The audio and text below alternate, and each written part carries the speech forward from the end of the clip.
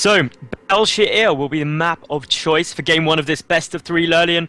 It is going to be a lovely PvT. Is this going to be the qualifier of Protoss once more, or can a Terran take it? I'm really hoping to see some Terran players qualified today, or some Zergs. Terran and Zerg really underrepresented in the qualifiers of the Challenger League so far. So I'm hoping to definitely see a few Terrans qualify. But then, on the other hand, I would love to see ToD qualify, but that's a Protoss player. So a bit of mixed feelings here on Belshir. In the bottom right spawn position, we've got the Premier League caster. You've seen him so many times cast with Kylaris, but today he's going to try his luck in this qualifier. In the bottom right, for XMG, it is the blue Protoss player. It's ToD. And in the top left, he's from Germany. That's pretty much the only thing that I know about him. I have to say I'm not too familiar with what TAFK stands for, but it is purple. It is a Terran player. He's in the top left. It is Hundsfoz. I'm not even... What was that? That was like half German, half English. Hundsfoz. How are you suggesting? Hundsfoz is how I'm going to pronounce that name. That is how I'm going for it. Hundsfoz. Yeah. But of course, being British, we can't say anything that isn't a British word. Like, we can only speak English, everything else we fail with miserably. And it's a fault of our entire nation, I am aware of that, and I deeply apologize on behalf of my entire nation to Europe for that. But in terms of strategy in this StarCraft 2 game, we should be seeing... I mean, what are your thoughts from a Protoss side of view? What do you think ToD could be going for, Lily? I have seen... Oh, well, it doesn't even matter what ToD wants to be going for, because we have a proxy Rax going down in the middle of the map. A very weird proxy, I have to say. This is the second barracks that is being proxied. There's no gas being taken. So this is going to be a bit of a fake out by our Terran player. He wants to let ToD think that he's gone for a command center in-base expansion, but instead he's going to be doing a lot of pressure with that proxy that he's going for. But luckily for ToD, he is chrono boosting out 2 zealots. This is a pretty unusual build he's doing, but that's going to be really helpful. 2 early zealots versus a proxy like this. I like ToD's chances here. Yeah, he's going to be in a nice spot. He is sending one of those zealots across the map, but of course only one of the barracks is proxied. Bunker probably going to get thrown down shortly, but the big thing for ToD is I'm not surprised that he's going for this zealot. It's an early round game. As we all know, yesterday he was not happy about going out to some all-ins, and as a result of that, his playstyle is probably going to reflect a very safe opening, just to make sure that that does not occur once more today. As we can see though, the first units are coming across the map. We've got 2 Marines with their lovely skins on. But is this something that ToD is going to be able to identify quickly? The bunker is not yet started, and of course Warpgate Tech is just on its way. The Stalker is out. Lurlian, is ToD going to be able to hold? He should be able to. Bunkers could be a bit of a problem. He doesn't have a Mothership Core yet, though. An early Mothership Core really works well against this, while the Zealot is working away at this supply depot. Another Marine pops out. And by now, ToD is going to be thinking, hey, that's a Marine in a weird position.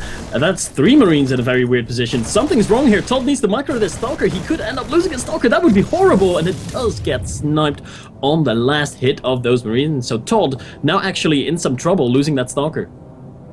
Yeah, and ultimately, that is not something that you want to be occurring. Having that Stalker go down so early on is going to be a bit of a problem. He's chrono boosting out another Stalker very quickly. We can see that the Marines are running straight up into the main, though probes are getting pulled. How many probes are going to go down here? Good surround, trying to deal as much damage as possible. Currently, we see that the Terran player has managed to kill 3 probes, but with reinforcements coming in, with the Stalker and Mothership Core there, this should get shut down. And ToD did a nice job of holding that even after losing the Stalker.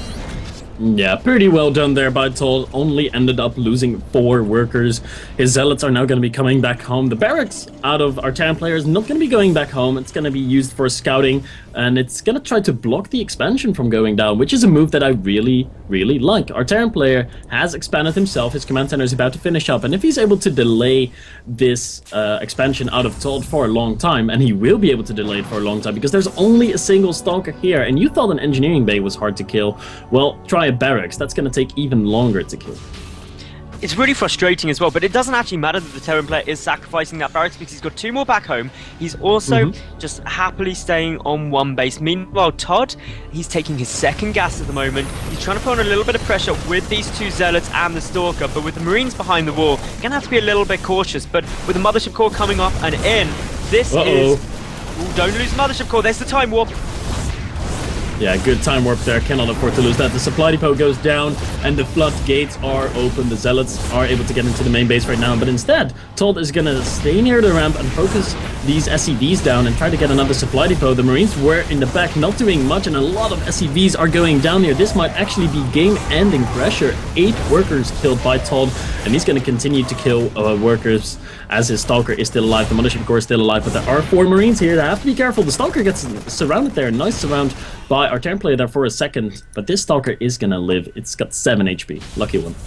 Now there should be another wave of warpins getting ready to go any second. If I take a quick look, there we go. So here they come. Reinforcements are on their way now, and well, Huns, he's problem holding this off. The Stalker count getting high. We've got ToD taking his natural, that supply depot, getting focused down very easily. Nothing that the Terran can do to save that, and now it's just a really tough spot, to be honest, for Huns at the moment. Yep, he is in a very tough position. He is down in supply. He's forced to pull SCVs again. Nice time warp by ToD on the ramp. He's going to be able to focus down even more SCVs. 11 of those SCVs killed already.